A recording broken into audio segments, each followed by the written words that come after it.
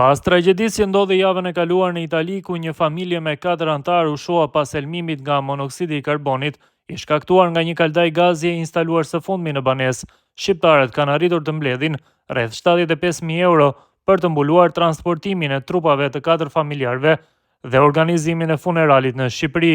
Thirrja për ndihmë u publikua në platformën GoFundMe nga vëllai i Arti Kolës, Durim Kola, dhe përgjigjja ndaj kësaj thirrje ka qenë vërtet prekse nga ana e shqiptarëve. Ka nga ata që kanë dhuruar 50 euro, 100 apo edhe 500 euro, disa me emër, disa të tjerë preferojnë të mbeten anonim, por brenda vetëm 2 ditësh janë mbledhur mbi 75.000 euro, fal kontributit të qindra njerëzve për të sjellë në Shqipëri trupat e familjes Kola. Sjellim ndërmend se tragjedia ndodhi në qytetin Porcari në provincën e Lukas, ku 4 antarët e së njëjtës familje u gjetën të pajet në banesën e tyre, pasi ishin helmuar nga monoksidi i karbonit. Viktimat janë kryefamiljarët Arti Kola dhe bashkëshortja e tij Jonida, vetëm 43 vjeçe, djali 22 vjeçar Hadjar dhe vajza 15 vjeçare Jessica. Sipas autoriteteve italiane, monoksidi i karbonit, një gaz jashtëzakonisht i rrezikshëm dhe pa erë, është çliruar nga kaldaja e gazit, duke rezultuar fatal për të gjithë antarët e familjes. Djali i familjes kishte kërkuar ndihmë për motrën e tij, e cila ishte ndjerë para keq.